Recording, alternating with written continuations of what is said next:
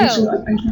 Welcome to the third in our series of AAAS Science and Technology Policy Fellowships chat sessions. My name is Salaha Sharif, and I'm the Director of Recruitment for the Policy Fellowships, and I'll be moderating today's session. These chat sessions are a 6-part series, and each month we'll be featuring fellows with varied backgrounds in order to showcase the diversity of disciplines and career stages that are represented in the fellowships. This is your opportunity to hear from fellows and ask any questions you may have about the fellowship experience and the application process. In today's chat, we'll be hearing from fellows with backgrounds in math, engineering, and computer science. Joining me today are current fellows Dr. Issa Lim and Dr. Elizabeth Burrows, and alumnus fellow Dr. Steve Sinha. Liz is currently a first-year fellow in the Big Data and Analytics program track in the Division of Mathematical Sciences at the National Science Foundation. She's working on a range of projects related to math science co-funding and government-wide efforts related to big data. Prior to the fellowship, she worked for 2.5 years at Joule Unlimited, a biofuel startup company. Her interests span from microbiology to macro-scale ecosystem modeling with the goal of reducing humans' environmental impact. She received her PhD in biological and ecological engineering at Oregon State University. Issa is a current fellow also in the Big Data and Analytics program area and is hosted at the National Institute of Health. Her first year as a fellow was at the National Institute of Mental Health, and her second year was in the Office of Extramural Research. Her current projects include redesigning grants.nih.gov website, developing congressional reports, and implementing policies to enhance reproducibility of scientific research through rigor and transparency. Issa also co-chairs the Fellows Fire Affinity Group, which promotes innovative program evaluation. Her interests include research training, education, and scientific communication. Issa holds a PhD in biomedical engineering. Steve was an executive branch fellow at the Department of Homeland Security and at the State Department. At the Department of Homeland Security, his work focused on chemical, biological, and nuclear policy. And at the State Department, his portfolio focused on cyber and investment policy. Steve is currently a senior advisor to the Deputy Secretary for Management and Resources at the State Department, where his work focuses on transforming culture, technology, human processes, and governance to improve knowledge management across the department. Steve earned his PhD in computer science from UC Berkeley. Thank you all for joining us today. We are here to answer your questions and hear from Issa, Liz, and Steve as they discuss why they decided to apply to the fellowships, what their fellowship experience has been like, and how the fellowship has impacted or will impact their future career paths. You can submit a question at any time by typing into the Ask a Question box at the bottom right of your screen and click Send. Please keep your questions brief and directed to a particular individual or the whole panel, and we will try to get to as many questions as possible today. The S&T Policy Fellowships are a professional development and public service opportunity for scientists and engineers interested in engaging at the intersection of science and policy. The fellowships are a unique opportunity for you to apply your knowledge, skills, and training in new arenas to national and international issues in the federal policy realm while gaining firsthand knowledge and experience establishing and implementing policy. Fellows represent a broad range of career stages and diverse disciplinary backgrounds, and serve year-long assignments in the executive, legislative, or judicial branches of the federal government in Washington, D.C.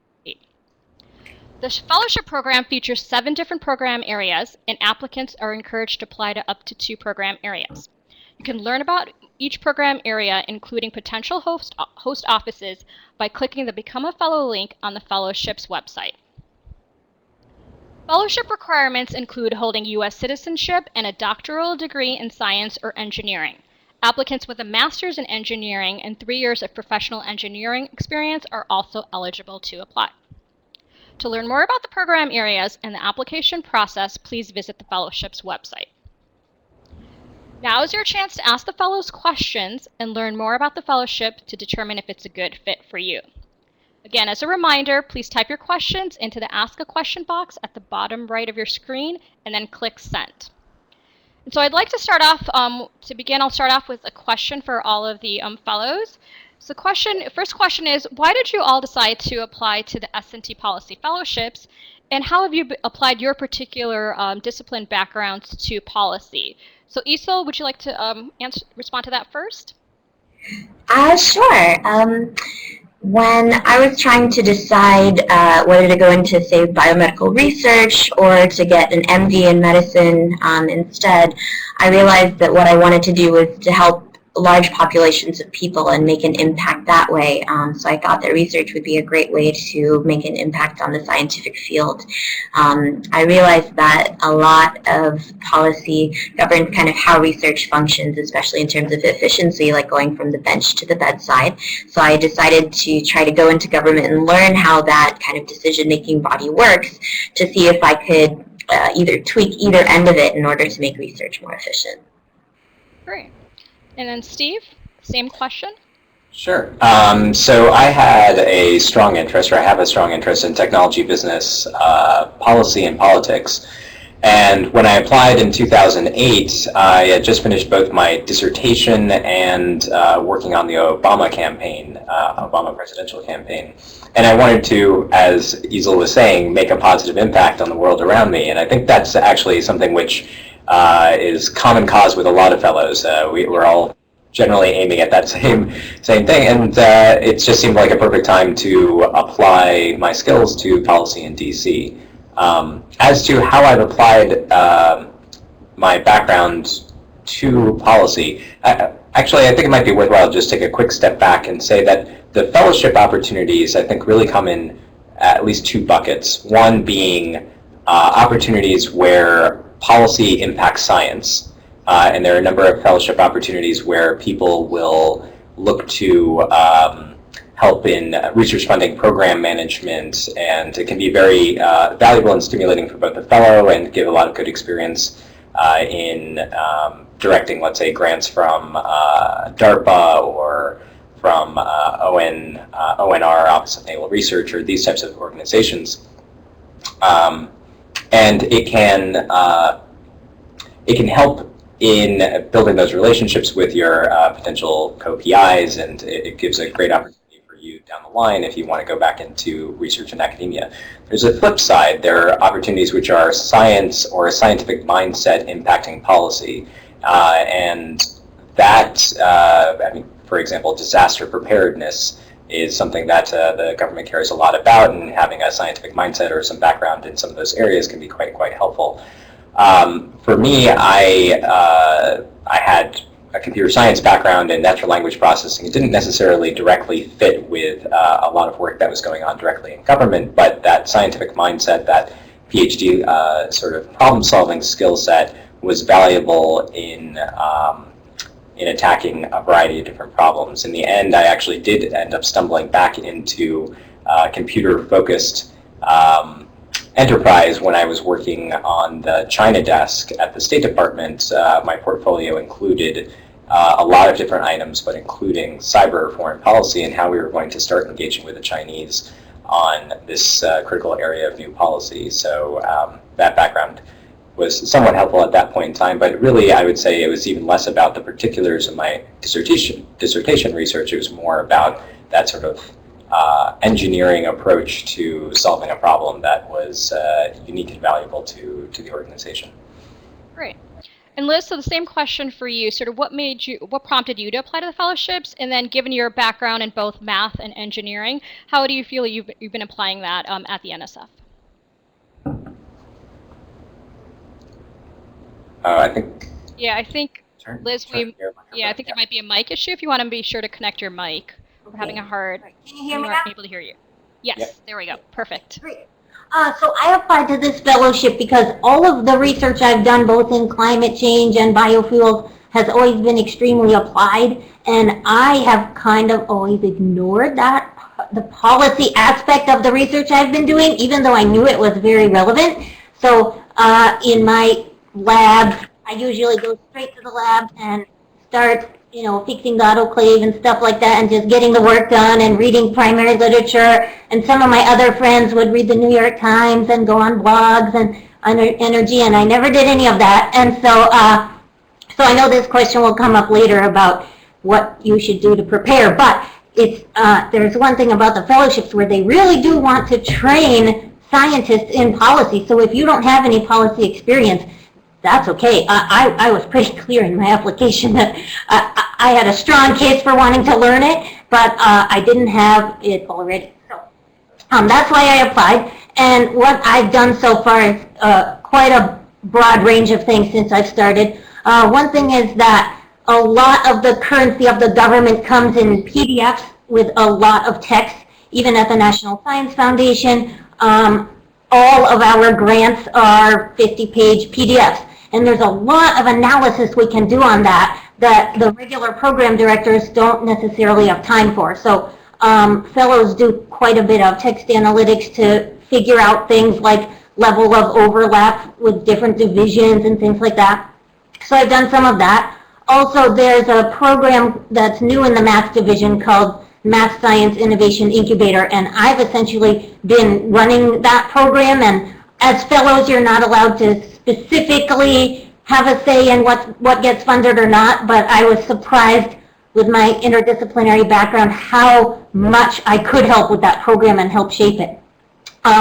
Also with the big data, I've been helping to write the big data strategic plan with 17 agencies across the government, and I'm running the big data brown bag series at NSF, and there was also a workshop in the education division, which I would have never caught wind of, except that it was a series of 2 workshops, and the first workshop was getting a sense of the status of big data in 5 other divisions across NSF in order to inform big data in education research. And so I got wind of it because of that, and now I've become a big part of planning the workshops, and because of my interdisciplinary background, it was kind of a good fit, even though out of all my interdisciplinariness, I didn't have any education focus before. So I'll leave it at that. One thing, I did quickly Google those of you who put your first and last names, because I'm just so curious if there are any mathematicians on the call. This program has not had a lot of luck getting mathematicians involved, which is probably why I landed in the Division of Mathematical Sciences, even though I have an undergrad in math and I've done a lot of math, bio, informatics kind of work. But they really are, not only at NSF, but other places looking for real mathematicians. So if there are any on the call, that'd be great, because I can kind of slant all my interdisciplinariness toward math more. And if you're not a mathematician, tell your friends who are to join. Thanks. Yes, thank you for that, Liz. Yes, we are definitely looking for more mathematicians to apply to the fellowship program. So this question is specifically for Liz and Isel. So I wanted to ask, as you are both are part of the first cohort of policy fellows in our big data and analytics program area. So can you speak a little bit about why you chose to apply to that particular program track, and then what do you see as sort of the role of big data and analytics in policy? And Isel, we'll go ahead and start with you. Again? Okay. So I guess just to go into a little bit of my background, as Zaleha mentioned, I have a PhD in biomedical engineering from Johns Hopkins. So for my PhD, I developed an MRI technique, and then for my postdoc, I applied it to clinical imaging studies to characterize people with schizophrenia and Huntington's disease. And something that is a fairly common theme throughout science is that data are everywhere, and data sets are just getting bigger and bigger, and this problem touches on every aspect of daily life. So something that I've been kind of wondering, in the spare time, in the shower, or on the drive to work, whatever, is how we can make data more accessible, convenient, secure, and what are NIH and the federal government working on to address those issues. And I dealt with data on like the gigabyte scale, like lots of huge data sets and a lot of image analysis. And I thought, well, that's one of the major problems. I've got experience in this. Maybe I can bring that technological expertise to the decision-making bodies in government. So that's kind of why I applied to it.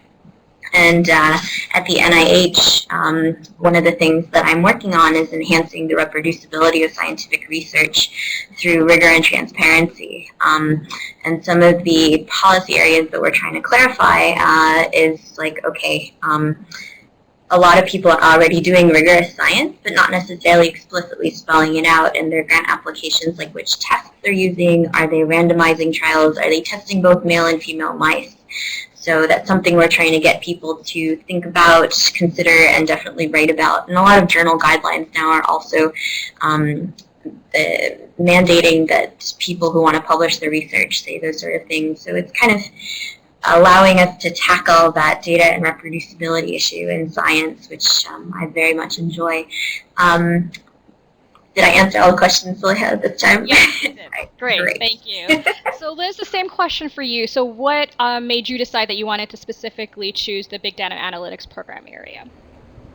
Well, so I was looking at the 5 program areas that there were, and the first clear choice was EEA. I think it's Energy, Environment, and Agriculture, and I'm all 3 of those precisely, exactly. So then I wanted to pick a second one, and I was kind of tied between HEHS, the health one, and the big data, but I really have had a quantitative focus to all of my career, and I just love the idea of reusing data and getting the maximum benefit out of it and analyzing data and all of that. So I was just drawn to the big data one.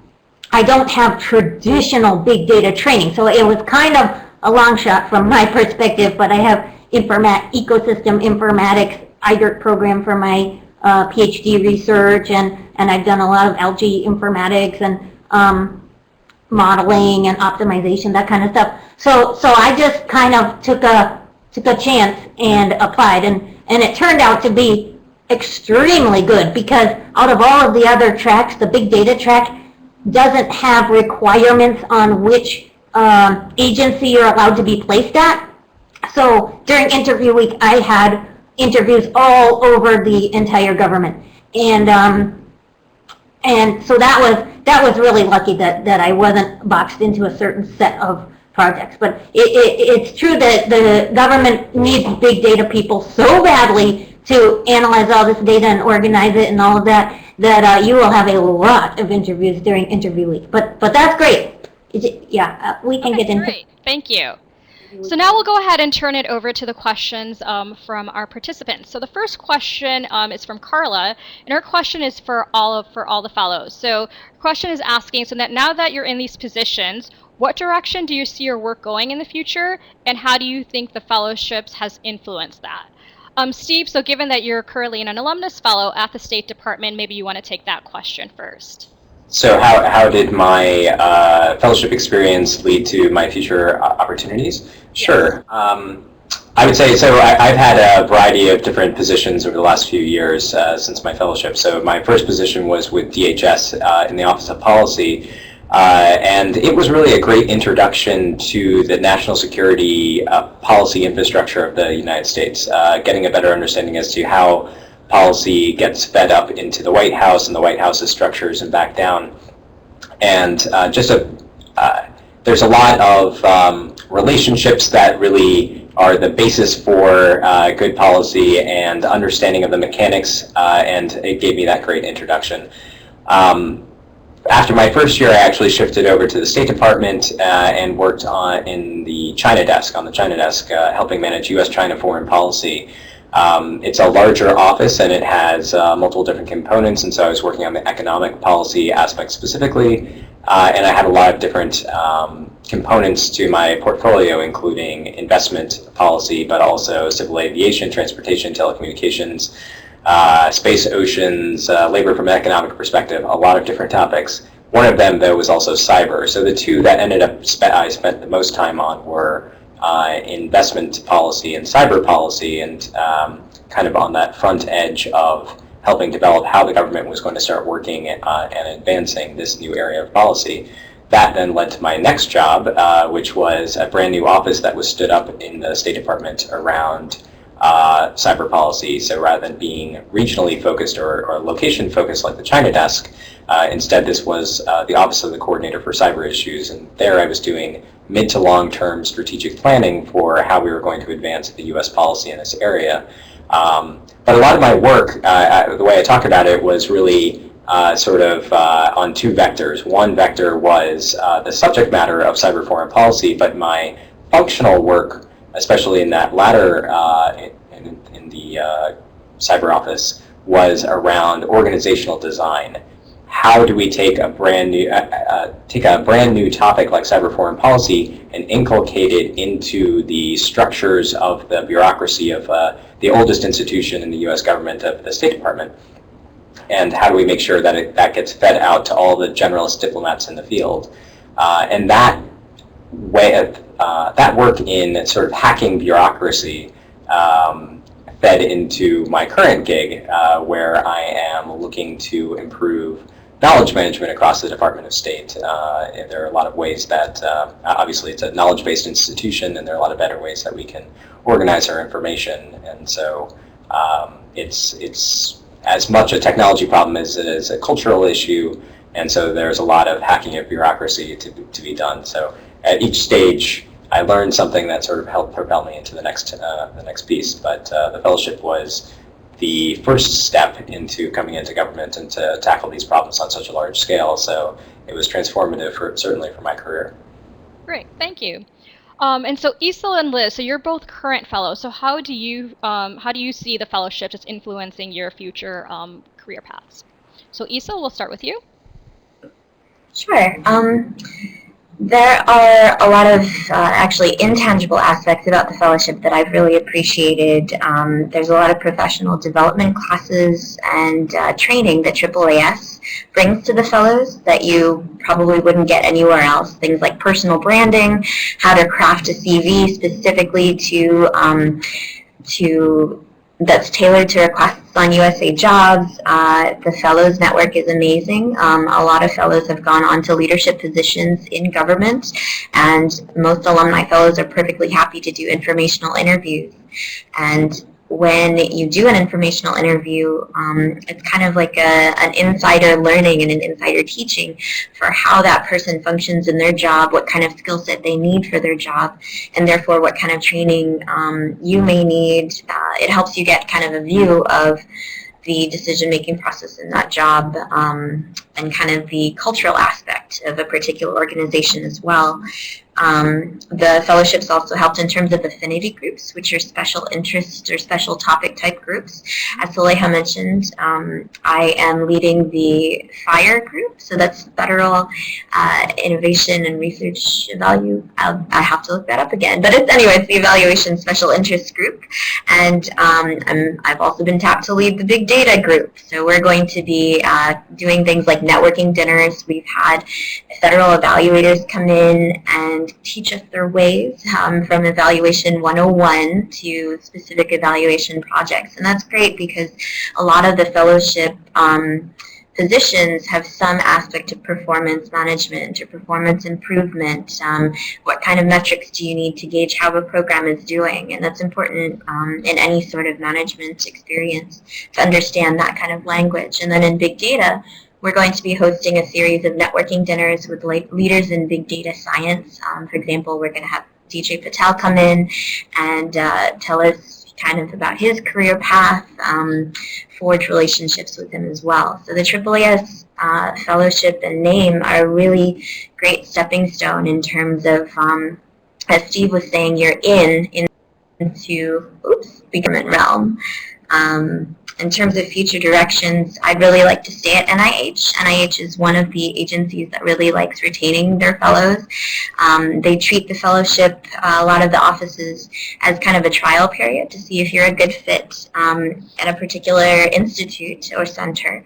And I was lucky in that my institute was actually undergoing a transition, so they let me do a detail at the NIH Office of Extramural Research, which oversees a lot of the grants policy and management and all these policies trickle out through the institutes and trickle out through the extramural or outside of NIH community. And I really loved it here, and I think what we do is actually doing a great job to affect the scientific research community in a good way. Great. Oh, and so just one point of clarification. So DJ Patel, who Isel referenced, is actually an alumnus of the fellowship program. He was a fellow at the State Department, and he's currently the first chief data scientist at the White House.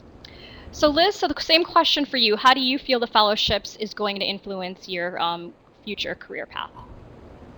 Well, I would say, like many scientists, I have more of a delver kind of by nature. I'm more of a delver, focusing in on one specific research topic and becoming the expert on that, and that's it. And this fellowship is completely the opposite. It gives you a really wide range of what's out there, and just networking with the other fellows and hearing what everybody's doing throughout the government and where they go on to is just such a huge, just opening up of all the possibilities that PhD people have.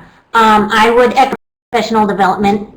I had this prepared for another question, but I'll just say it now, that I had no idea, coming from academia, from a postdoc and industry experience, most jobs that you get, you're there to progress that field or that company, or 100% that's your job. And here, that's 80% your job, and 24% is professional development. That's part of it. And it's just unbelievable that we get paid to go to these kinds of trainings that Isa was talking about. So I just had no idea how big of an emphasis that was in this fellowship.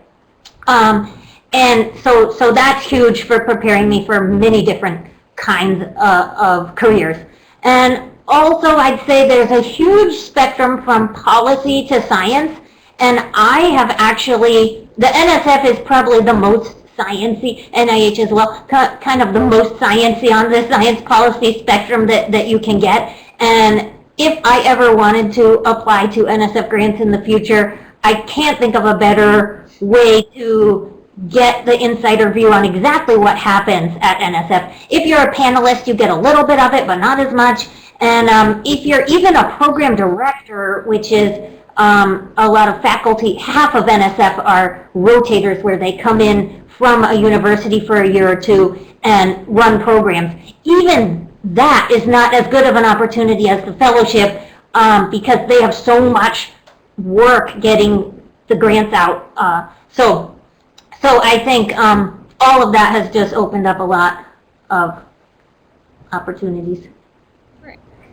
So the professional development that the fellows have been mentioning begins actually with orientation. So the fellowship year begins with a 2-week intensive orientation where you get to meet with high-profile thought leaders in both the science and policy realm. And then professional development continues throughout the fellowship year, and we have with monthly workshops. And we have 3 professional development tracks, where it's a science policy track, we have a leadership track, and then a communications track. So our next question is for the whole group. So the question is, Claire is asking, how does interview week work? And then how much, if at all, do a prospective fellow's interests guide placement? So Isel and Liz, because you both went through interview fairly recently, if you could answer that question, and Isel, we'll start with you. Okay, sure. Big data is an interesting track because, as Liz mentioned, you get interview requests from all over the government.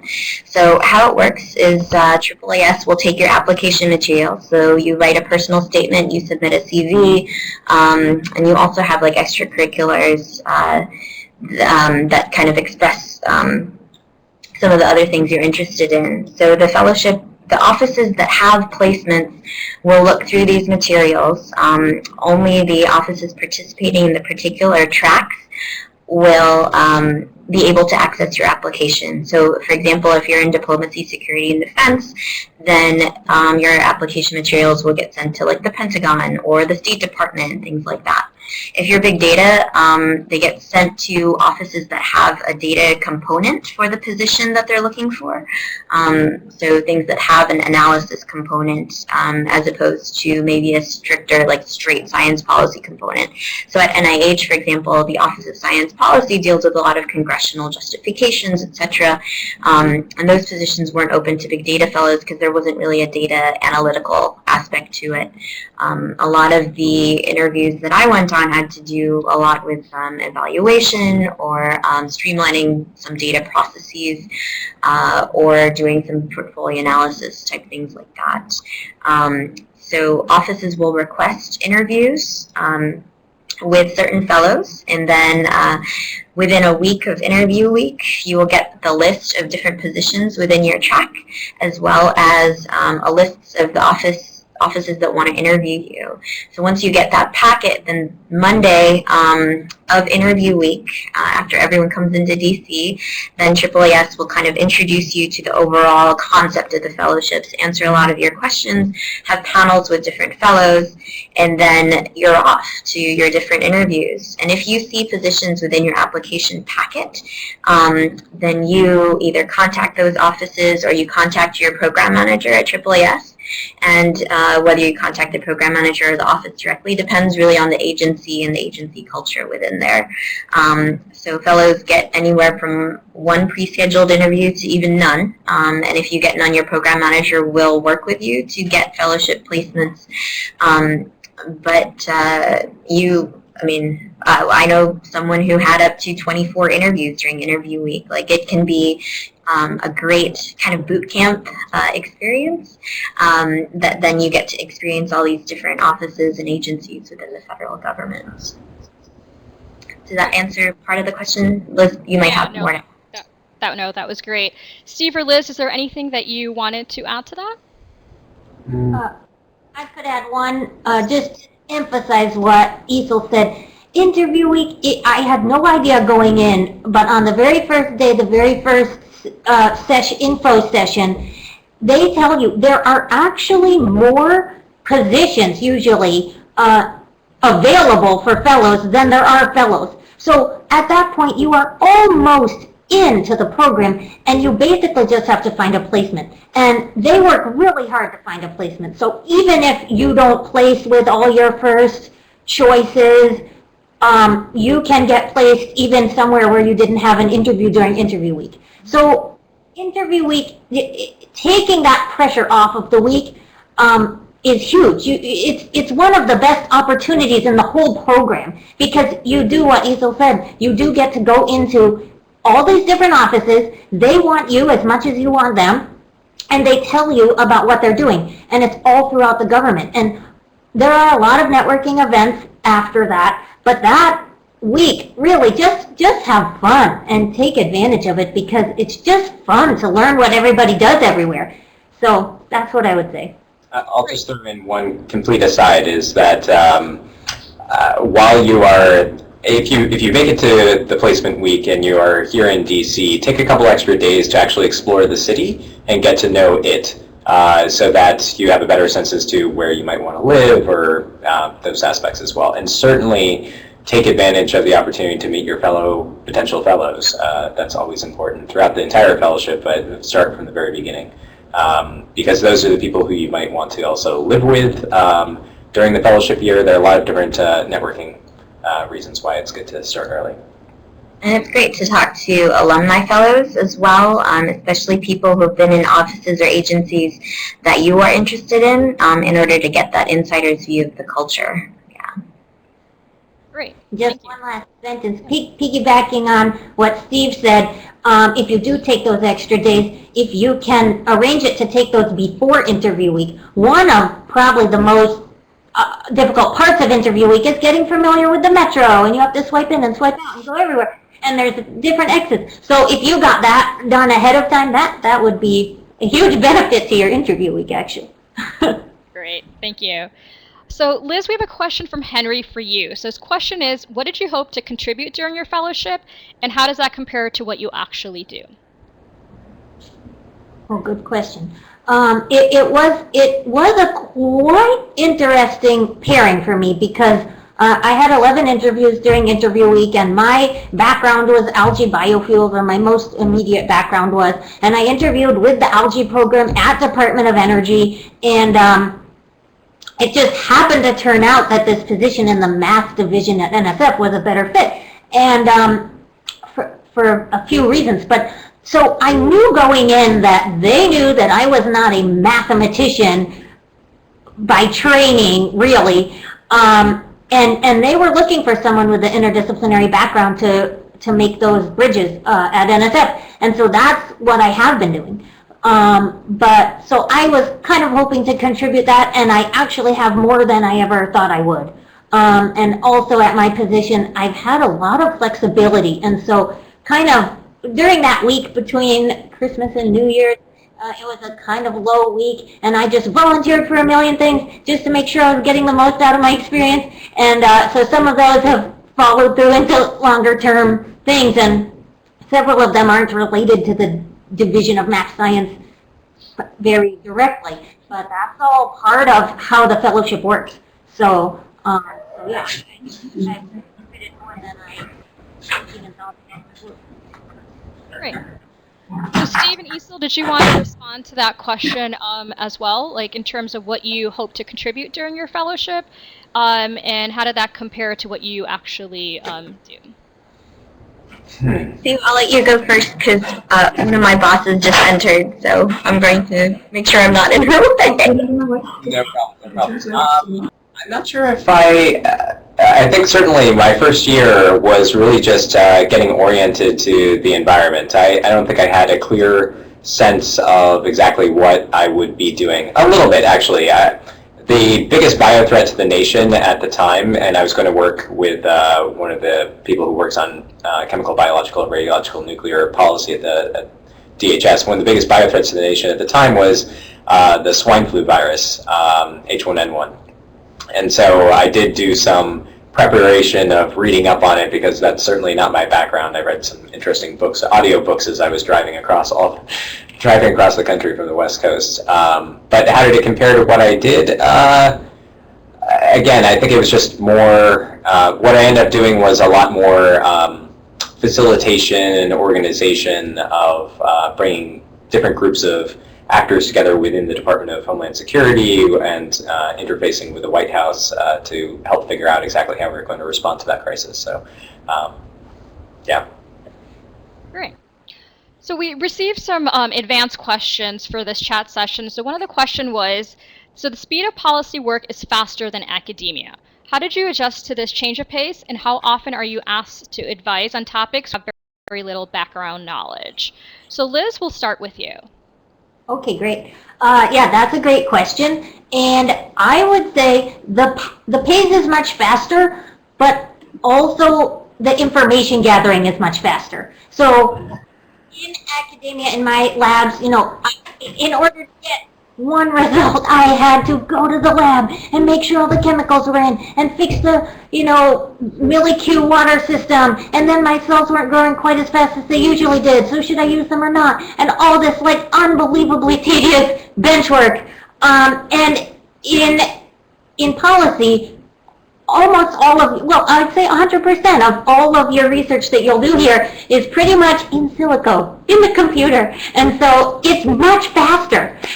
So making I love that fast pace of getting results so quickly and analyzing data and getting results so quickly. So that's great. I would also say that on that science policy spectrum that I talked about, the most policy side are the people who are on the Hill, and you could have positions in a congressman or senator's office, and that is much faster paced than the kind of work that I'm doing, usually. I have deadlines and things, but it's not like the senator's not calling me on Saturday to ask about every science issue that there ever was, like is this meteor going to hit us or not, because that's what happens if you're in those positions. Yeah, I mean, I can definitely say that the State Department is a little bit more of a reactive, crisis of the moment sort of organization, for sure. And so it does have a much faster timeline than, for example, in NSF, possibly more akin to Congress. I think when it comes to that fast pace, yes, we're not doing basic research. So it doesn't take the time that basic research does. Instead, a lot of the work is synthesizing SME inputs, subject matter expertise, and building relationships with those people who have that subject matter expertise and quickly collating and synthesizing that information. So it can be done much more quickly. Great. So Isel, the last question was, the speed of policy work is faster than academia. How did you adjust to this change of pace, and how often are you asked to advise on topics where you have very little background knowledge? So at the NIH, it is much more science-oriented, but because we cover a wide breadth of biomedical research, You're not expected to know everything. You're kind of expected to make decisions based on sound judgment, and also by talking to the experts in the field. So we have focus groups, for example, where we gathered input from program officers and scientific review officers, so the people who help grantees with their grants and also who help with review of those grants. In terms of the turnover, you definitely have to be good at budgeting your time, because when we get some congressional inquiries, then we definitely have to analyze the data, turn it over to another office for clearance, and then another office for clearance after that. And that's kind of the way of the government. But it's also kind of nice because even though it's fast-paced, you do, or you should, have a lot of mentors and a lot of checkpoints along the way. So even though it's like, oh, it goes to like 3 offices, each of those offices has good people that can check your work and make sure that, you know, all the T's are crossed and the I's are dotted. And I think that actually for some of my projects, even though there are a lot of short-term, fast-paced deadlines, there's a lot of long-term impact things that we have to plan for along the way. So a lot of it is budgeting your time and talking to people to make sure you're on the right track. Like, you should never be afraid to ask the people that you work with, am I doing the right thing? Can I get any feedback? Do you have any tips? Things like that. Great, thank you. So we received quite a few questions regarding the application and interview process. So the first question is, what do you all wish more applicants knew about the fellowships before they applied? So Liz, we'll start with you in that question. All right. I guess, well, so we're not really, usually there's 1 or 2 fellows who are on the search committee, and I had talked to some people who are on the search committee, so this answer will come more from them, I guess. But I guess the advice they gave me when I was applying was, first of all, even though there's this kind of overarching sense that the government is inefficient and slow-moving, kind of don't put that in your application. You know, you'd be surprised how many people do say, I'm going to fix the government and make it more efficient, or whatever, that kind of thing. Like, because actually every person that's here works really hard and is working really fast towards goals. So that's one thing. And then I guess the other thing that I said before is that as long as you have a very strong case for why this training is relevant for you or useful for you, you don't have to have a large policy background. So you know, that's kind of good to know, but otherwise I'll pass it to somebody else. Steve, would you like to take that one as well? I don't have that much to add to this, but I would sort of echo Liz's point that it's valuable to be humble about what impact you will have, certainly immediately. Recognize both the unique qualities that you might be able to bring to discussions, but not necessarily expecting that you're going to have dramatic impact. So it's a learning experience, and you want to basically both say that you can have some impact, but also learn at the same time. Great. Isel, is there anything else you wanted to add? I think when applying to any position, be it a fellowship or a government position, it's really useful to get an understanding of the responsibilities of that position. For example, if you're thinking of going to grad school, it's useful to do research as an undergrad before committing like a year to 10 years of your life to something like that. So if you want to go into science policy, have you had leadership roles that focus on either science policy issues or implementation? Are you interested in learning more about science policy? Are you up to date on current events or current issues for some of the things that the government is dealing with? And it's good to identify some of the issues that you personally care about and some ideas for things to do about them. You may not be able to implement a lot of those ideas, but you can at least talk with them and be educated during your interview process. I think for me, what helped was taking on leadership and communication roles in different groups like the Johns Hopkins Postdoctoral Association and the Association of Women in Science. So something kind of within the academic environment, and then something that was outside the academic environment, but still playing a role in research and science policy. And it's also great, again, to do informational interviews, either with alumni fellows or with people who are working in agencies that you want, because then you really get a glimpse of kind of what they are looking for in terms of coworkers, and also what you could potentially bring to the table, what they might appreciate about your own background. And also answer the questions in the AAAS application, because a lot of people kind of just submit the same personal statement to a lot of things and don't answer the questions. But I think that AAAS is looking for good communicators that can also communicate the points and the things that they're looking for. So make sure you do that. Yeah, great advice, Isel. Thank you. So we just received a question from Steve, and his question is it best to use the broadest possible terms to describe both oneself in the specialization areas and in the desired policy interest? And does that approach increase one's desirability for interviews? So I guess how do you balance the wanting to be broad in terms of what your background is and what you hope to contribute, while also conveying sort of your particular skill set and how it may fit within particular host offices or agencies? I can jump in a little bit here. I think it's valuable to look, self-reflect, and decide whether you're more interested in just working in one area of policy, and if you can't work in that one area of policy, then you don't want to do the fellowship, or whether you more value the becoming a fellow and having the fellowship experience, and you're more flexible on where you actually want to go. I think that's honestly, that's as obvious as that sounds. I think that's actually one of the most important aspects. Is I would stress, or I would say that the value of the fellowship is, to some degree, outweighs, in my mind, where exactly you get placed. I think you can get a lot out of being here, but certainly there are some people who get more out of the experience than others. So it's really, to some degree, your preference on whether you want to go narrow or broad. Liz, did you want to respond?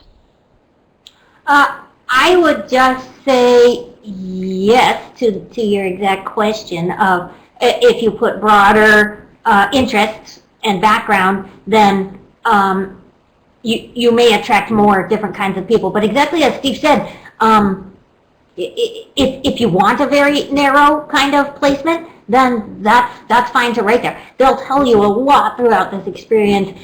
Think outside the box, think outside the box. Your scientific reasoning skills will help you in any position that you're in, and don't think you're going to be doing exactly what you've always done, which is true. And so I think I can't think of a reason that it is not a good idea to put a more broader focus there. But I'm not sure, and I'm not also sure if those, because I remember feeling the same exact question, filling out those buzzwords there, and I think they are used for agencies to search rather than for it being a big part of whether you get in or not. So yeah, I would just say be honest on what you are interested in. Great. Isel, is there anything that you wanted to add before we go to the next question? Some advice that an alumni fellow gave me is that on any application that you fill out or your LinkedIn profile, focus on the things that you want to do as opposed to just focusing on the things that you have done in the past, unless you want to keep doing exactly what you have done in the past in the future. So that's just something to keep in mind when you're filling out these applications. If you put down a broad area of science, is that something that you would truly want to do, etc.? Yep, that's it. Great, thank you. So I just wanted to ask everyone to please take a moment to respond to our chat survey, which is in the bottom left-hand corner of your screen. Your feedback is important and helps us to plan future chat events. So we just received a question from Mike. So Mike's question is, what types of non-academic experiences, i.e. more business roles, are valued highly to balance with this very academic-oriented fellowship? I'm happy to jump in on this. I think, personally, I spent a decent amount of time in grad school, not just in my area of discipline, computer science, but taking a lot of classes in the business school, public policy, political science. I had a well-rounded grad school experience. But I really do feel that the ideal candidate is someone who doesn't just have a strong scientific background, but who is interested and capable in networking and building a community, who would understand the value of being a lifelong member of the AAAS Fellows community. So I don't know exactly what the wording is of the current application, but I would say if you can work in answers to how you would utilize the 2,800 plus members of the fellowship community, if given the opportunity to join, that is a valuable thing to plug in. And I think certainly non-academic business-oriented experience is a great place to pull some of those insights. And actually, I just wanted, before Isel and Liz will have you respond, I just wanted to kind of clarify a little bit to Mike's question, because he posed it that the fellowship is a very academic-oriented fellowship, and that's actually incorrect. The policy fellowship is really considered professional development and public service. You're essentially functioning as a full-time employee of the host office or the federal agency that you're placed at. So the experience is very different from a postdoc, where you're not working on research per se, and you're working on sort of a broad array of initiatives, and week to week, month to month, the projects that you're asked to tackle and provide scientific insight to may change. So Isel and Liz, is there anything that you wanted to add to that question in terms of the types of non-academic experiences that would make for a competitive applicant to the fellowships? I think people, at least in my office, really value communication skills, and that's not just like, oh, can you write a memo, but it's also, are you meeting with your boss? Are you open with them? Are you asking for feedback? Are you asking, like, how should I behave during this meeting? Are there like a lot of bigwigs there, and should I be a fly on the wall? Or is this a meeting I can interact with? So communication skills, both in the workplace and outside of the workplace, really help. Something in my personal background, I've got my own little website business, and I do a couple of graphic designs and things like that. And my office was really interested in that aspect of communication as well, because it's not just with scientists or federal employees, it's with everyone. So bringing that to the table, I think, really helped. Great. And also being able to quickly learn stuff in general was also very helpful. That is true. And then Liz, is there anything you wanted to add? I would say the same thing, where I mean, you don't necessarily, to be a strong candidate, you don't necessarily have to be well-rounded yet, but I guess if you are just finished your PhD, I mean, a lot of the people who apply have just finished their PhD and have 1 year of postdoc, and that's great. But you do get to be a stronger applicant, because I after my postdoc, I went to industry for several years, and so having something outside of academia, I think, does help a little bit. So if you are in that position of you just finished your PhD and you're just starting a postdoc, I would say having some kind of well-rounded something on your application. Either communication is huge, leadership kind of things, which kind of show communication skills, writing, any kind of policy interest that you have, any of that kind of stuff. But I would also say do things that you're really interested in, rather than things that will increase your likelihood of getting this fellowship, because probably if you do what you're interested in, that will increase your likelihood of getting the fellowship. Great advice, Liz.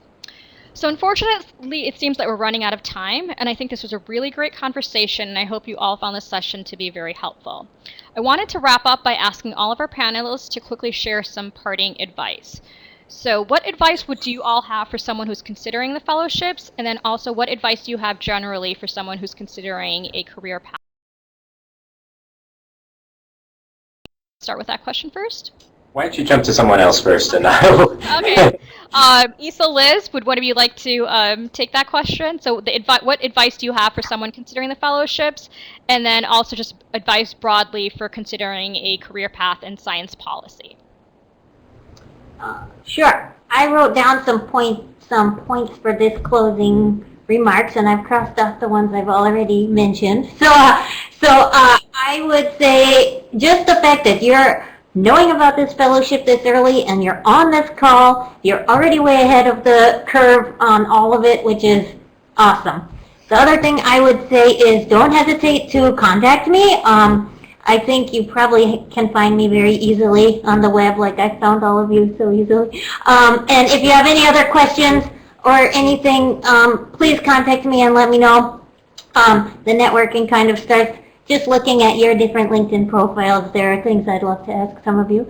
But anyway, yeah, so definitely contact me. It's great that you're here. And then the two advice things I would say is, one is just the more of a kind of self-starter and go-getter you are, the better, because I have heard quite a few fellows say, oh, there's nothing for me to do, there's nothing for me to do, because there is this sense in the fellowship that we are not federal employees, which means we have a lot of privileges, but it also means we have some restrictions on not being able to actually do government work. But you should be able to work that to your advantage. And I just can't imagine the people who say there's nothing for them to do, because there's just an infinite amount of talking to anybody that you're interested in anything they're doing. There's so much to get involved in. So just talk and network, and even if you don't love networking because it's kind of terrible and you're not an extrovert and all that kind of stuff, just consider it data gathering and just ask people around you what they're doing.